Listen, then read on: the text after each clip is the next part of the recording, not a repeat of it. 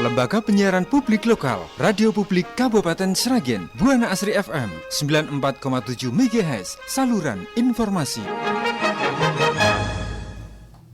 Selamat siang Mitra Buana dan saudara pendengar, kini saatnya Anda menyimak live talk show kesehatan bersama RSUD Dr. Suhadi Priyonegoro Kabupaten Sragen. Kami yang bertugas mengucapkan selamat siang dan selamat mengikuti. Lembaga Penyiaran Publik Lokal, Radio Publik Kabupaten Sragen, Buana Asri FM 94,7 MHz, saluran informasi. Selamat siang Mitra Buana dan saudara pendengar, berjumpa kembali dalam acara live talk show kesehatan bersama dengan RSUD Dr. Suhadi Priyonegoro Sragen. Dan saya Dewi Ratih yang akan menemani Anda ya di live talk show kesehatan siang hari ini. Ya Mitra Buana dan pendengar, kali ini tema yang akan kami hadirkan untuk Anda adalah muda tanpa nafsa, hidup lebih tertata. Iya, dipilihnya tema ini Mitra Buana dalam rangka memperingati Hari Anti Narkotika Internasional yang akan diperingati tanggal 26 Juni nanti. Baik Mitra Buana dan pendengar, narasumber kita kali ini bersama dengan Dr. Ana Yuliani, SPK JMKes, dokter spesialis kedokteran jiwa dari RSUD Dr. Suhadi Priyonegoro Sragen. Kita sapa terlebih dahulu ya narasumber kita siang hari ini. Selamat siang Bu Dokter. Selamat siang Mbak Dewi. Kabar baik ya? Baik, alhamdulillah. Iya Bu, udah 2 kali ini ya kita ketemu Bu di talkshow kesehatan ya Bu Dokter. Dan Mitra Buana, Anda juga bisa menyimak acara ini melalui 94,7 MHz Buana Asri FM dan juga live streaming www.lpplbuanaasrisragen.com, dan ini juga disiarkan langsung melalui Instagram di @rssp_sragen gitu ya. Jadi untuk siaran langsungnya bisa disimak di IG atau Instagramnya RSSP Sragen, seperti itu ya Mitra Buana. Dan nanti kami juga mempersilahkan Anda untuk bergabung ataupun berinteraktif bersama kami melalui line telepon di 0271 890 799 ataupun melalui SMS dan juga WhatsApp di 082 133 950 947. Baik, tema kita ya, muda tanpa nafsa, hidup lebih tertata. Jadi Mitra Buana dan mendengar ya, sedikit informasi untuk Anda Mitra Buana, di mana salah satu hari internasional yang diperingati setiap tahunnya adalah Hari Anti Narkotika Internasional atau yang bisa juga disebut dengan HANI. Di mana peringatan hari ini, peringatan HANI ini untuk tahun ini jatuh hari besok ya, tanggal 26 Juni. Jadi setiap tanggal 26 Juni ini diperingati Hari Anti Narkotika Internasional, begitu ya. Dan Mitra Buana, untuk lebih jelasnya seperti apa mengenai nafsa atau narkotika ini ya. Nah, siang hari ini bersama dengan Dr. Ana Yuliani, SPK JMKes, dokter spesialis kedokteran jiwa. Nah, ini Bu Dokter, mungkin bisa dijelaskan ya dampak dari nafsa ini apa sebenarnya, atau nafsa ini sebenarnya apa, nafsa itu sendiri ya. Mungkin sebelumnya kita ini dulu ya Mbak ya, tanggal 26 Juni itu bukan hari ulang tahun loh ya tapi untuk mengingatkan kita bahwa masalah nafsa itu masih menjadi masalah yang besar ya, yang masih kita harus peduli kita semuanya gitu ya. Jadi kalau kita bicara muda tanpa nafsa, itu masa depan kita itu kan masih ada dua kemungkinan ya, mungkin kita bisa sukses, mungkin juga kita bisa gagal. Tapi kalau kita menggunakan nafsa, udah 100% nanti akan ambiar gitu ya, akan ambiar, tidak gagal hancur lagi gitu, karena tadi itu dampak dari nafsa. Gitu. Nafsa itu dampak ke penggunanya itu dari segala aspek ya, dari aspek fisik, mental, kemudian juga finansial, kemudian juga sosial. Karena apa? Nafsa merusak otak ya. Jadi orang yang sudah terkena nafsa bisa berubah kepribadian itu bisa 180 derajat karena ya nafsa merusak semua bagian otak gitu. Kalau otak itu kan fungsinya di ini ya, kita berperasaan, berperilaku, kita mampu memikirkan sesuatu, mau mempertimbangkan ya, misalnya kita mau sesuatu itu baik atau buruk, bisa dilakukan atau enggak, pantas atau enggak, itu kan di otak. Jadi kalau itu sudah rusak, jadi bagaimana? Jadi kita tindakan-tindakan kriminal itu mudah sekali terjadi kalau orang terkena nafsa. Tapi kenapa ya? Kita sudah tahu dampak dari nafsa itu sendiri, tapi kenapa masih ada juga masyarakat yang masih menggunakan ini? Mungkin dari awalnya mereka tidak tahu ya. Kalau yang sudah tahu dan masih menggunakan, biasanya mereka udah masuk ke kriteria kecanduan tuh. Jadi sudah ngalami enggak enaknya, enggak nyamannya, tapi tetap menggunakan. Itu gitu. Biasanya kalau sudah mulai ke tahap yang akhir tuh ya, yang end state itu istilahnya udah terminal, itu udah kecanduan itu. Kecanduan itu tadi ya. Jadi itu yang Mitra Buana sudah dijelaskan sama Bu Dokter ya, Bu Dokter Ana, bahwa dampak dari nafsa ini memang banyak sekali ya. Bahkan ini karena juga nafsa mempengaruhi pada otak ya, merusak otak gitu. Jadi perilaku, kemudian juga emosi ini ya, kadang ini bisa tidak terkendalikan ya karena nafsa ini.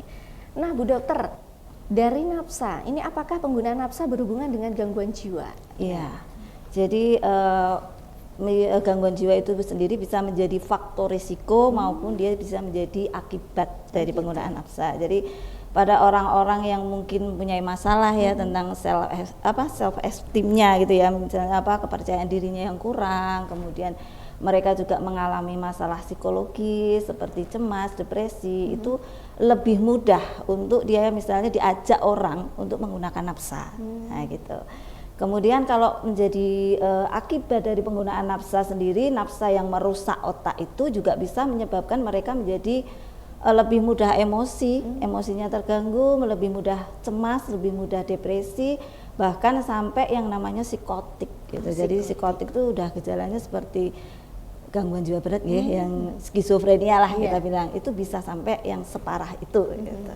Berarti ini memang ada ya, dekat banget hubungannya gitu ya. Iya, ada hubungannya penggunaan nafsa dengan gangguan jiwa itu tadi ya, kalau dalam jangka panjang ya Bu. Iya betul, penggunaan jangka panjang. Iya. Nah ini apa yang mendorong orang untuk menggunakan nafsa? Nah itu apa Bu? Biasanya sih kalau untuk menggunakan nafsa itu ada pada dasarnya gitu ya, ada 3 hal gitu ya. Yang pertama itu for fun, 3F lah kita mengenalnya, 3F. For fun, kemudian for forget, sama yang terakhir itu for function.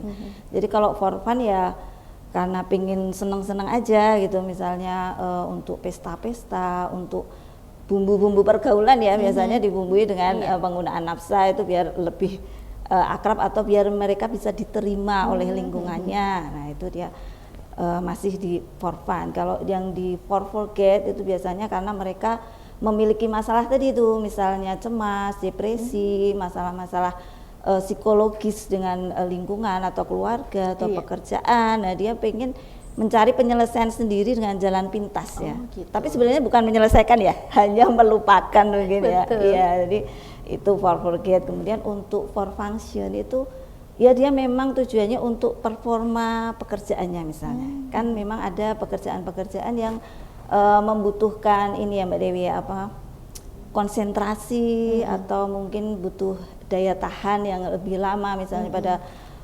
pekerja-pekerja yang membutuhkan ketelitian gitu ya. Jadi pasien saya tuh ada yang karena dia membuat ini ya airsoft gun misalnya, dia memproduksi itu yang dimana dia harus duduk dalam satu waktu itu harus selesai gitu. Jadi dia butuh konsentrasi tinggi, butuh daya tahan yang lama. Atau juga sekarang malah trennya di pekerja-pekerja tambang. Oh gitu. Ya gitu, jadi butuh tenaga yang kuat. Nah itu untuk for performance itu. Tapi sebenarnya mereka nggak tahu ya dampak ke belakangnya, justru malah jangka panjangnya itu nanti ya Bu Dokter ya. Jadi itu ya Mitra Buana dan pendengar ya, ada 3 alasan orang menggunakan nafsa ya. Ada 3 F yang tadi sudah disebutkan sama Bu Dokter. Di antaranya adalah for fun, for forget, dan juga for function gitu ya. Kalau for fun itu hanya untuk bersenang-senang saja gitu ya. Kemudian juga ada for forget. Ini mereka menggunakan untuk memperoleh ketenangan dan melupakan masalah yang dihadapinya gitu. Hanya sesaat ya ini kalau yang for forget. Iya, sebenarnya. Tapi dampak jangka panjangnya. Iya. Kemudian ada for function. Nah, nih for function ini adalah jenis nafsa yang sifatnya stimulan, memang membantu seseorang untuk bisa bertahan dan lebih fokus pada sesuatu. Mungkin pada bekerja biar tetap kuat, seperti itu ya Bu Dokter ya. Jadi memang jenis nafsa itu ada 3 ya. Yang pertama yang sifatnya depresan. Depresan itu sifatnya menenangkan, menghilangkan nyeri, kemudian kita merasa lebih tenang. Nah itu contoh-contohnya itu misalnya morfin, heroin, kemudian obat-obat yang anak-anak muda sekarang ini ya golongan benzodiazepin, itu yang belakangnya pam-pam ya, lorazepam, alprazolam ya gitu, itu untuk depresan yang biasanya mereka mempunyai masalah butuh ketenangan makanya itu. Kemudian untuk yang for function, yang untuk bekerja ya tadi Mbak Dewi katakan, yaitu yang sifatnya stimulan. Itu kayak sabu gitu ya, amfetamin, metamfetamin, kemudian kafein itu sebenarnya juga untuk ini ya biar kita betah melek gitu ya. Gitu. Kemudian yang jenis yang ketiga itu halusinogen. Jadi dia membuat kita bisa berhayal, berhalusinasi gitu ya. Nah, ini contohnya itu ganja. Kemudian kalau anak-anak sekarang tuh kadang yang apa jamur tai sapi ya. Itu banyak nih. Apa kecubung itu juga bisa ya. Dan gitu. yang paling murah sebenarnya itu yang anak-anak jalanan pakai itu lem. Oh lem ya, iya, betul. Itu sifatnya juga itu. membuat halusinasi itu ya. Ternyata ya banyak juga ini jenis-jenis yang bisa dikatakan nafsa ya Bu. Dari kalangan anak muda yang mereka gunakan gitu. Gitu. Nah ini seperti apa sih Bu tahapan dari penggunaan nafsa itu sendiri? Ya, kalau tahap-tahapnya ya biasanya mereka yang pertama itu adalah eksperimental ya. Anak-anak muda itu kan sedang mencari jati diri, mencari jadi masih belum mapan dengan dirinya sendiri, itu masih mudah tergoda, suka penasaran ya, ingin tahu nih rasanya gimana. Ya, kok ada yang pakai seperti ini. Atau dia ditawari temannya, apa bener sih ini bikin happy kayak gitu kan. Itu yang tahap eksperimental. Kemudian yang tahap lebih jauh itu adalah tahap yang rekreasional ya. Jadi dia sudah mulai menikmati lah gitu dengan ke teman-temannya untuk pesta-pesta itu.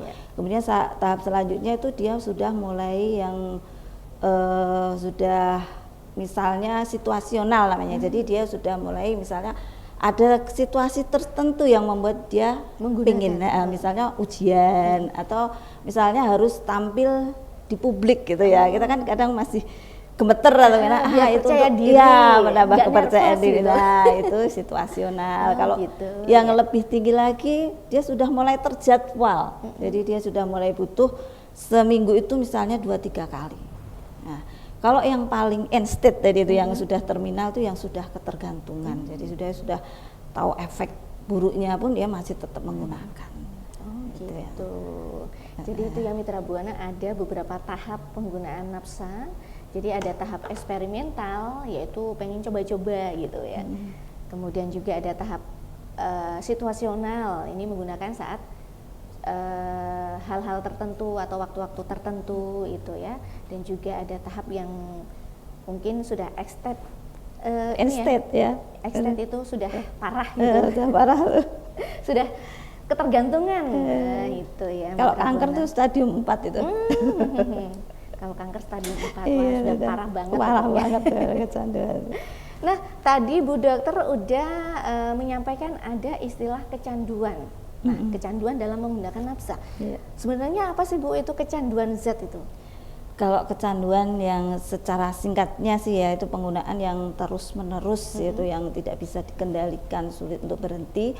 Dan walaupun dia itu sudah tahu efek sampingnya, dampak buruknya, tapi tetap dia masih menggunakan ya. Tapi kalau yang pedoman penggolongan diagnosis PPDGJ 3 itu apabila dia memenuhi 3 dari 7 kriteria gitu ya. Yang pertama adalah dorongan yang sangat kuat untuk menggunakan zat. Itu karena kenapa? Orang-orang yang pengguna zat itu otaknya itu isinya udah zat terus gitu loh, Pak. Kalau kita sih mungkin masih ini ya, kita nanti makan siang di mana, kita nanti main kemana, mikir dulu. masih ada hal-hal yang kita rencanakan, kita mau dolan kemana. Tapi kalau orang yang sudah mulai memakai zat itu kan dolan, terbersit ada pikiran untuk memakai zat. Jadi pikiran untuk sekolah, dolan, main, bekerja dan sebagainya terselipi pikiran ide-ide untuk menggunakan zat. Nah, kalau orang yang kecanduan, semua isi di otaknya itu hanya zat. Gitu. Jadi saat punya waktu pengennya make, saat ketemu teman pengennya make, saat punya uang yang terpikir dapat zat dari mana ya nanti ya, gitu, dia bisa beli ya gitu. Itu yang kriteria pertama ya.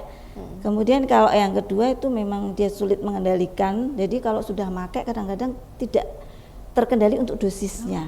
Itu jadi kayaknya ini lebih enak, tambah lagi. Nah itu yang nanti kadang-kadang bisa terjadi overdosis gitu. Bisa menyebabkan kematian. Kemudian ada namanya kriteria ketiga itu toleransi.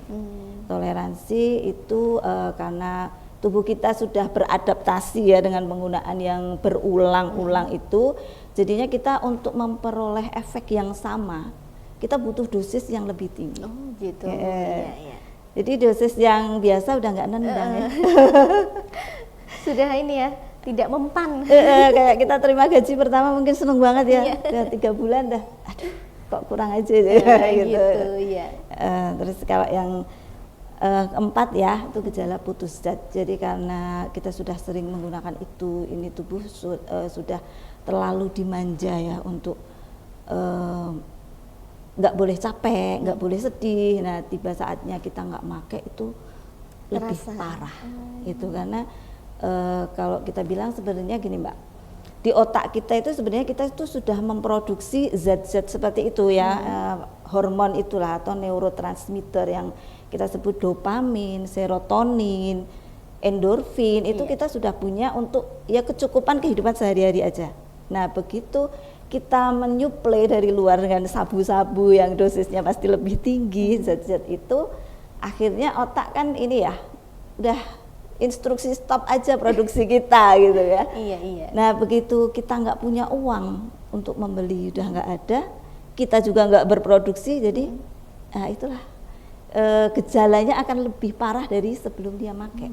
Gitu. Kalau dia misalnya tujuannya sebenarnya untuk menghilangkan cemas, pada saat dia withdrawal itu justru cemasnya lebih tinggi. Lebih tinggi gitu. Terus kemudian selanjutnya dia nggak punya kesenangan lain, nggak bisa beraktivitas yang lain kecuali untuk mencari zat itu tadi. Terus yang terakhir yang dia walaupun sudah tahu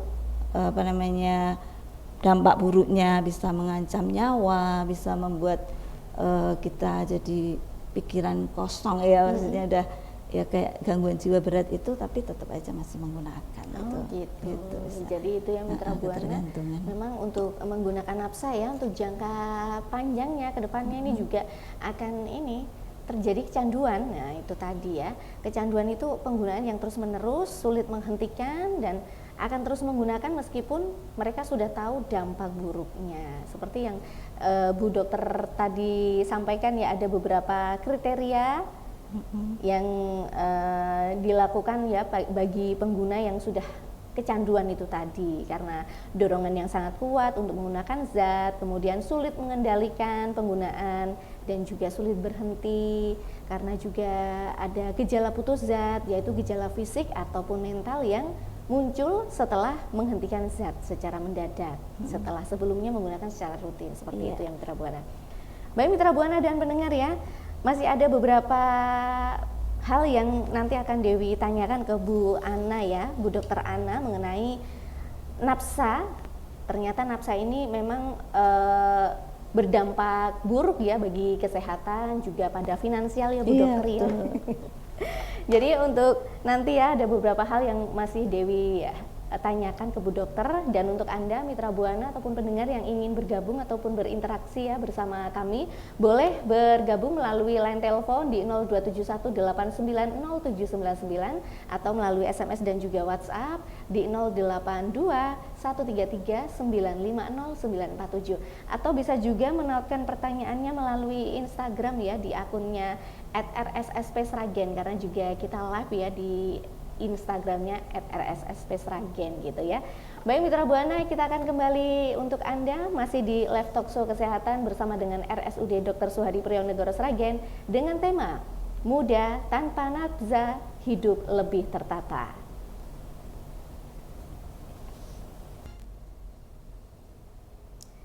Baik mitra Buana dan pendengar, kembali lagi dalam acara Live Talk Show Kesehatan bersama dengan RSUD Dr. Suhadi Priyonegoro Sragen.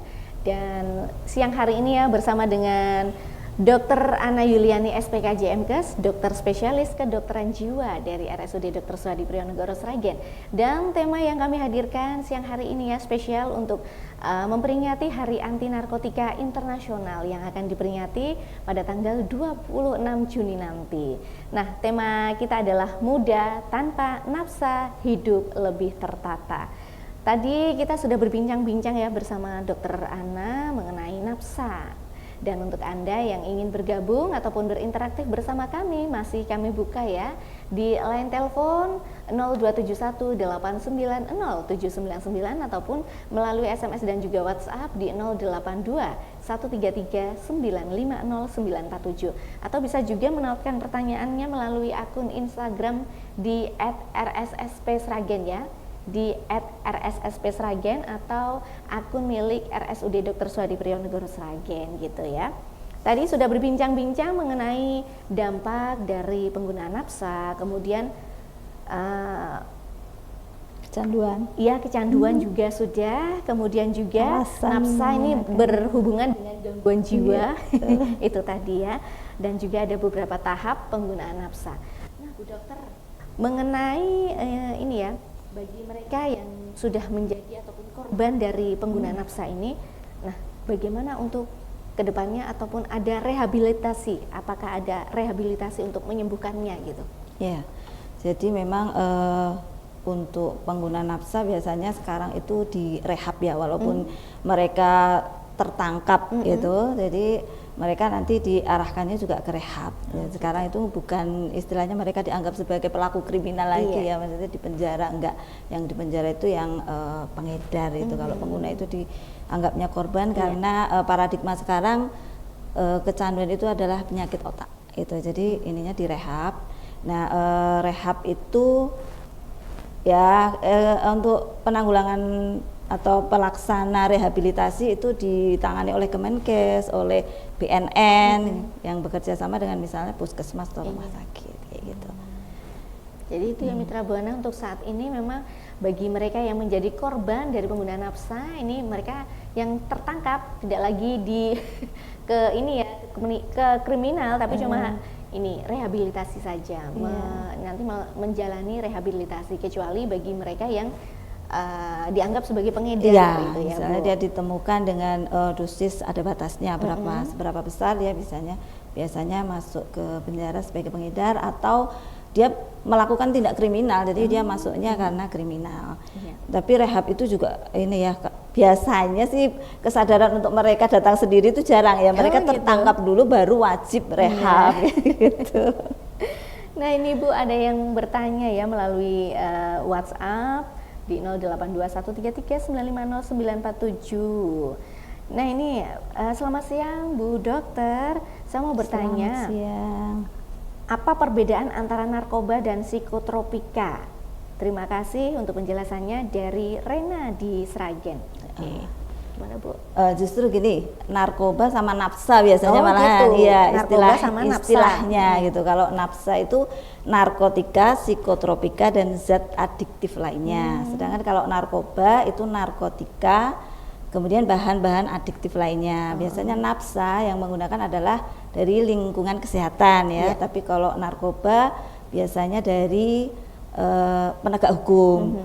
Cuman tadi bedanya narkotika sama psikotropik. Jadi beda, kalau narkotika itu diaturnya di Undang-Undang 35 2009 itu zat dari tumbuhan maupun bukan dari tumbuhan, sintetis maupun non sintetis, yang dia bisa mempengaruhi kesadaran, kayak gitu ya, menghilangkan nyeri gitu. Jadi biasanya malah dari tumbuhan seperti opioid seperti itu. Kalau psikotropik itu obat-obatan, ya, yang mempengaruhi susunan saraf pusat, jadi mempengaruhi perasaan, perilaku, gitu. Jadi bentuknya biasanya obat kalau psikotropik gitu. Yang obat-obat untuk jiwa sebenarnya, tapi disalahgunakan. Iya, disalahgunakan. Aslinya ya obat untuk terapi. Gitu, iya. Nah, ini untuk Rena yang di Sragen sudah dijawab sama Bu Dokter ya. Mungkin ini yang dimaksud istilahnya nafsa dan narkoba itu ya. Kalau narkoba dengan psikotropika ini sama sebenarnya. Bagian dari nafsa ya, narkotika beda, kalau psikotropika itu obat-obatnya. Gitu. Nah, itu ya buat kalau Rena. Narkotika itu yang opioid, kokain gitu. Kemudian ganja itu narkotika. Kalau psikotropika itu misalnya yang obat-obat tadi untuk cemas, lorazepam, merlopam gitu. Itu. Ya. Terima kasih Bu Dokter. Ini ada lagi yang masuk Bu Dokter. Selamat siang Mbak Dewi dan narasumber. Ya, selamat siang juga ya. Saya Eko di Sragen. Dok, untuk pil koplo atau pil dextro itu bagaimana? Termasuk zat apa dok? Yang sudah kecanduan pil tersebut bisa apakah disembuhkan dengan cara apa dok? Terima kasih. Ya, jadi itu termasuk psikotropika juga. Jadi obat-obat yang mempengaruhi susunan saraf otak ya. Jadi dia ya bisa menenangkan seperti itu, tapi penggunaan jangka panjang juga ya itu berdampak buruk. Dan nanti kalau misalnya dia sudah terlanjur menggunakan ya periksa aja ke psikiater. Nanti kita perlu konseling psikoterapi ya. Jadi tidak hanya tapi maksudnya tidak bisa menghentikan obat sendiri, itu kadang-kadang kurang gitu motivasinya. Perlu dorongan dari luar, dari kita berkonsultasi kayak gitu, nanti kita evaluasi dia menggunakan itu saat apa yang mendorong, kemudian masalah-masalah apa yang dihadapi, karena kadang latar belakangnya adalah punya masalah psikologis. Nah, itu yang kita atasi, sehingga nanti untuk menggunakan lagi berkurang dulu. Kira kalau stop agak susah, berkurang lah gitu. Nah, ini Eko di Sragen sudah dijawab sama Bu Dokter, semoga bisa membantu gitu ya. Nah, Bu Dokter, ngomong-ngomong lagi masalah rehabilitasi. Nah, ini hal-hal apa saja yang menghambat proses rehabilitasi? Ya, jadi rehabilitasi itu butuh tekad yang kuat ya, nggak hanya niat itu. Yang menghambat tuh biasanya motivasi untuk berhenti itu dia dari siapa, gitu, dari dirinya sendiri atau dari orang lain. Kadang-kadang kan mereka masuk rehab karena tertangkap ya. Jadi kadang motivasi itu bukan dari dirinya sendiri, atau dia ketahuan oleh keluarga, kemudian dia dibawa ke rehab. Nah, itu yang paling utama sebenarnya, itu harus ada motivasi internal dari dia. Kalau motivasi eksternal kadang-kadang dia masih mencuri-curi gitu ya, cara gimana sih masih memakai lagi gitu. Tapi kalau dari dirinya sendiri kan dia udah tahu, oh apa yang bisa mendorong saya, misalnya teman-teman saya, gimana saya harus memutus akses, itu harus muncul dari dirinya sendiri kan. Dia kan sudah tahu gitu celah-celahnya kalau bisa jatuh lagi itu gimana gitu. Itu terus kemudian juga butuh dukungan keluarga, karena keluarga itu mungkin sudah lelah ya kalau lama dengan salah satu anggota keluarganya kecanduan, itu lelah gitu. Jadi dia harus direkatkan lagi gitu, menaruh kepercayaan lagi, itu juga agak susah. Kemudian juga masyarakat, kita butuh dukungan masyarakat biar dia itu nggak di stigma, biar dia di pergaulan maupun di pekerjaan dia mendapatkan kesempatan yang sama, karena kan biasanya anak berandalan gitu ya. Terus kemudian juga dengan institusi kesehatan pastinya gitu, untuk selalu mengajak dia untuk psikoterapinya itu gitu. Nah, itu ya, jadi hal-hal yang bisa menghambat proses rehabilitasi memang dorongan ataupun support dari orang-orang terdekat ini sangat dibutuhkan sekali ya Bu ya. Kalau nggak ada itu ya jadi terhambat rehabnya. Juga ada motivasi dari diri sendiri, dari orang lain pun gitu ya. Kalau kita nggak sadar diri, wah ini bisa lagi kita menggunakan gitu, bagi mereka yang menggunakan gitu ya. Nah, ini untuk pencegahan penggunaan nafsa bagaimana Bu Dokter? Pencegahan penggunaan nafsa, ini saya tadi baru dapat ini singkatan nih ya. Singkatannya sehat, gitu ya. Sehat tuh sadar tentang dampak nafsa, nomor 1. Eratkan hubungan keluarga. Kemudian H, hindari pergaulan yang buruk. A, aktif melakukan hal positif. T, tolak ajaan memakai nafsa. Tapi pada intinya sih gini ya, anak-anak muda itu kalau punya masalah gitu bukan nafsa lah solusinya. Jadi masih mungkin kalau kita berpikir dengan cara kita sendiri itu jalannya buntu, cobalah cari pertolongan dari orang lain gitu ya, atau ke profesional gitu, ke psikiater boleh. Jadi bukan nafsa gitu ya. Kalau ada yang menawarkan, nah belajar ini kita menolak, jangan takut kehilangan teman gitu ya, takut nggak diterima lingkungan terus menggunakan gitu. Jadi apalah misalnya dia punya masalah atau dia karena for fun itu nggak harus dengan nafsa. Masih bisa dengan aktivitas yang lain yang bisa menggembirakan. Kemudian kalau untuk for function juga kan kita butuh performa yang bagus, juga nggak harus dengan nafsa. Jangan yang instan lah ya. Ya kalau kita pengen butuh performa yang bagus kan dengan proses ya, lama-lama kita makin pinter, makin ahli ya. Ya gitu. Nah itu ya Mitra Buana. Jadi untuk mencegah penggunaan nafsa ini ada istilah sehat. S-nya tadi sadar tentang dampak nafsa. Kemudian E-nya eratkan hubungan keluarga. Eratkan hubungan keluarga. Ya, karena keluarga itu yang ini ya bentengnya. Hanya Bu, hindari pergaulan buruk. Nah, pilih teman ya. Iya. Hanya aktif melakukan hal yang positif. Jadi positif. Habiskan waktu untuk hal-hal yang positif. Betul. Ya. Tolak ajaan untuk memakai nafsa. Ya, kita harus berani menolak, berani berkata tidak. Jadi ada 5 hal ya Mitra Buana. Sehat. Wah, sehat ini tidak hanya sehat badannya saja. Tapi memang sehat semuanya ya.